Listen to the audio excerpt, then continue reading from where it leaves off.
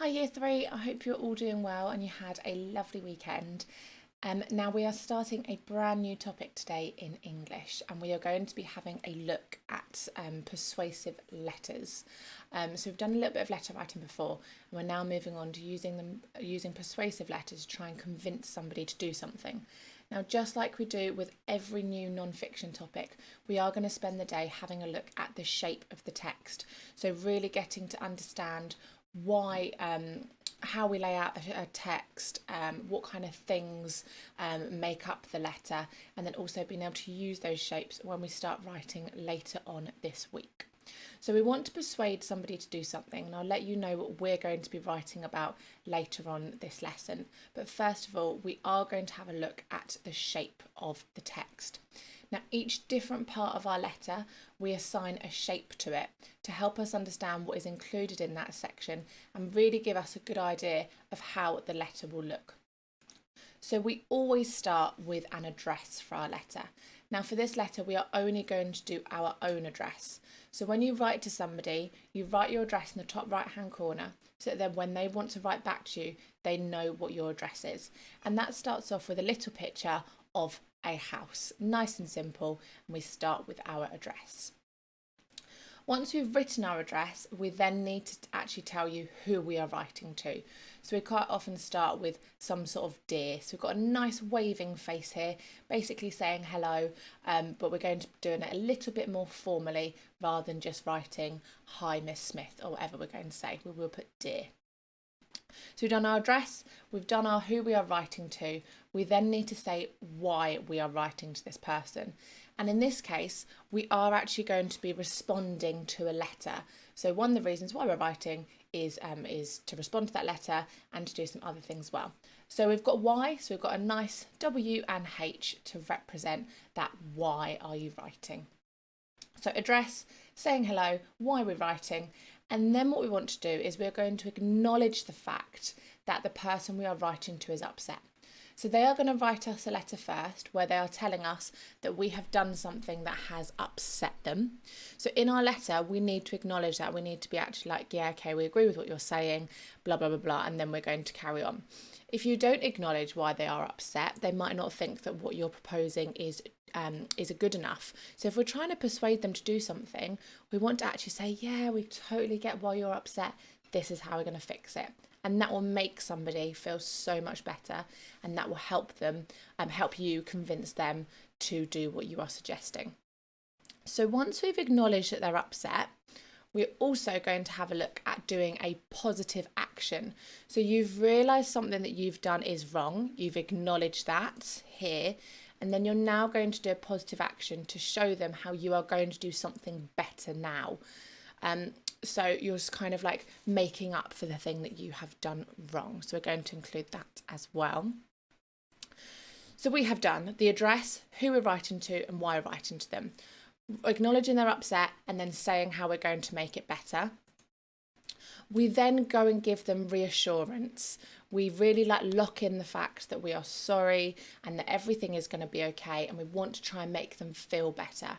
We want them to do something for us at the end of the day. So we've got to do everything in this letter to make them feel good. So giving them reassurance to tell them that everything is going to be okay is a really good way of getting people to do things for us. So address, say hello, why we're writing to you. We know you're upset, positive action, now we're giving you reassurance. We are now going to show them that we have learnt something from the mistake that we have made. And again, showing that you can change from something that you have done wrong will make somebody believe what you are saying. And it's a really good form in the positive letter, or anything in persuasive letters, anything persuasive.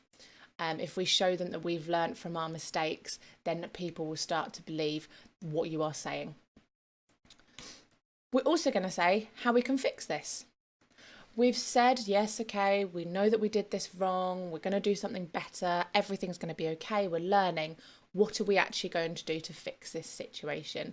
And that's what a big chunk of our letter will be. We're going to fix this by doing X, Y, Z to make you feel better, and we're going to do this. So please, please, please do as we are asking. One of the last things we do in our letter is what we call a projection. So this is when we think about what the future might look like. So if we do all of these things, if you do what I'm asking you to do in this letter, this is what it could be like in the future. And of course, it's going to be a positive projection, because we want to make them feel good and be like, yeah, okay, I'll do what they're asking. I'm persuaded because this could happen in the future. And then, of course, the last thing we need to do as well is to sign off our letter. We need to know who has been writing this whole time. So that is our shape. So really quickly, once again, we have the address. Who are we writing to? And then why are we writing to them? We know you're upset. We're going to do something to make it better.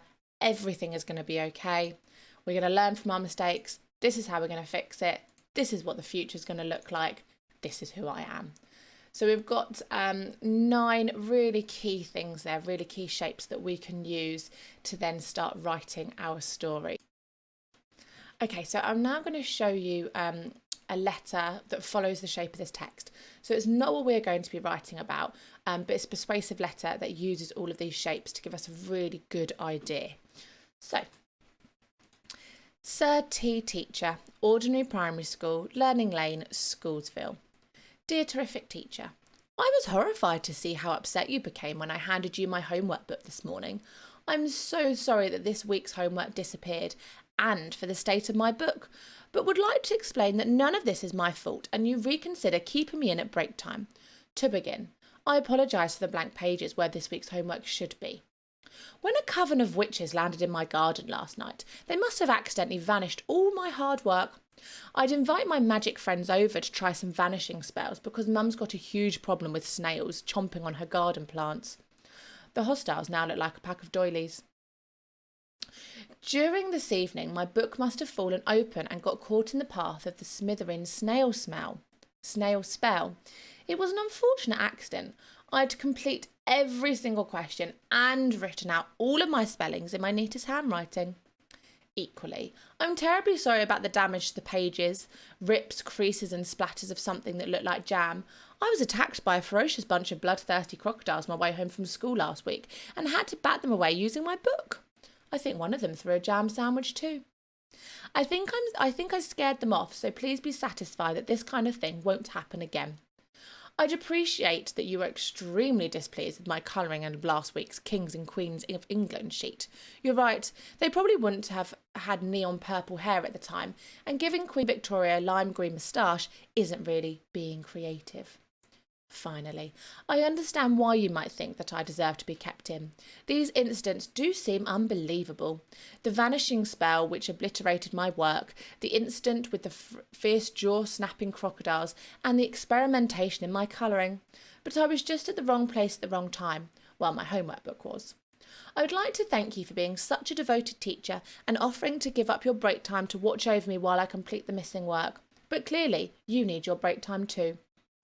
Wouldn't you rather be in the staff room relaxing with a warm mug of rich coffee or tucking into a box of chocolate cream caramels? Unhassled, untroubled, chilled. I do promise to take better care of my book and work in the future. I hope we can resolve this soon and get our break times back. Your hard-working student, Alex. So I don't believe everything that's in that letter. I'm not sure a coven of witches did really come and perform a spell in his garden. But we can see the shape of the letter quite clearly throughout that text. Okay, so on Teams, I have actually mixed up that letter that we have been looking at.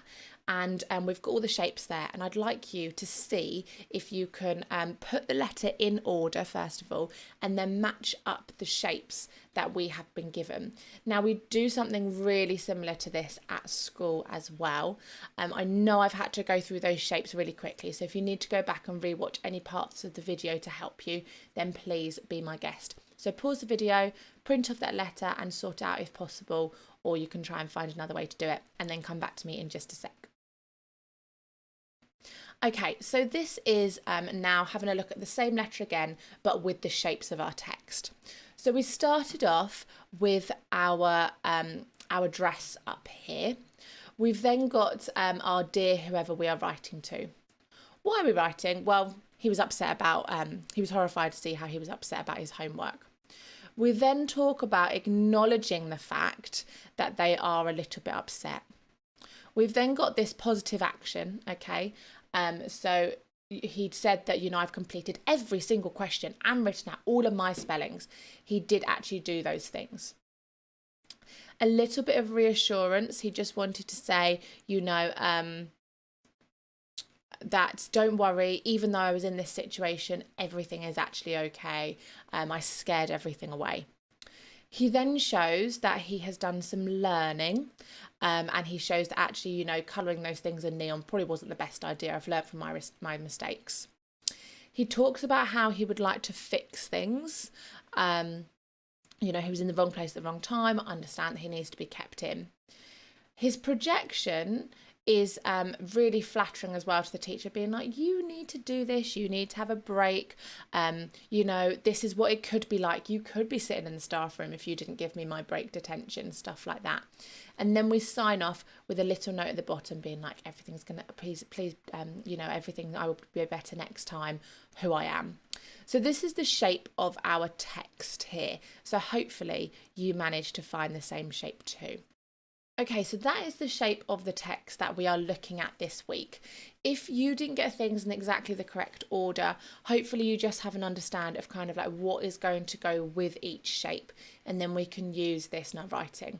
Remember, I'm here every step of the way. I'm going to tell you what the shape is and what we're going to be writing when we do our model, but this is just to give you a little bit of an overview. Now, we have, as a Year 3 class, received a letter. Now, this letter is very impressive because it actually arrived after Christmas, after we'd all broken up for the Christmas holidays. But as you can probably understand, in the pandemic, Royal Mail has taken such a long time to get us our letter that I've only just received it. And I think it's quite important that we respond to this letter. That's why I've shown you all the shape of the text and everything like that, because we need to make sure that the letter that we send back is perfect. So we need to do this nice and quickly because the people in our letter have been waiting for a response since the middle of December. So quite a long time. We need to get our act together. So I'm going to read you the letter that we have received and that we are going to reply to in the format of this shape. Dear Year 3, it's your felt pens here. We've decided to take a break as we are sick and tired of the way you have been treating us this year. To use the word careless would be a huge understatement. Try dreadful, sloppy and irresponsible. So far this year, some of our greatest friends have been lost to your thoughtless ways. You take us out of our tray and happily use us to colour in your fire engines, sea creatures and farm animals, and then as soon as it's playtime you toss us back in the tray without a second thought, and some of us haven't even our lids put back on properly. Do you know what it's like to spend a night with no lid on? Mouth parching, throat burning, drying up? No, you wouldn't, because you have people who care about you.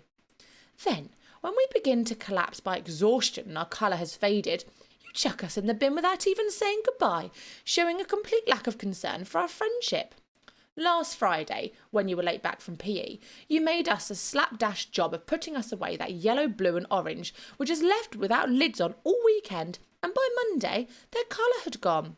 They left their life in their felt pen trade ceased, ended, kaput.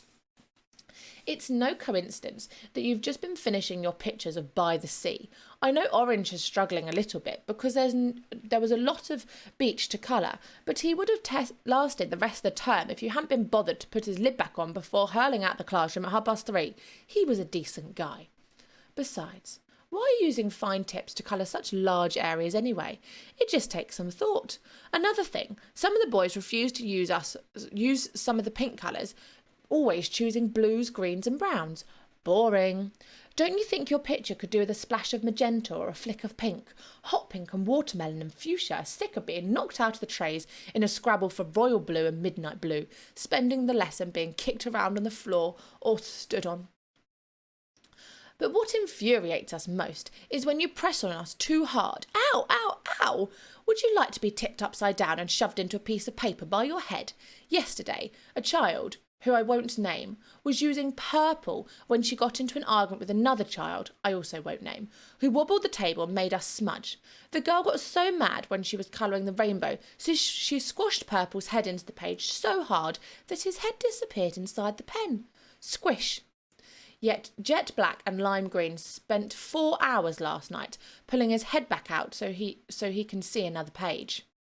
Finally, the scented pens have had enough of your deliberate disregard for hygiene. They frequently spend their days being wafted under your nose, getting covered in snot and bogies. This is grotesque and vile, and they will no longer tolerate this. They are beginning to dread their next encounter.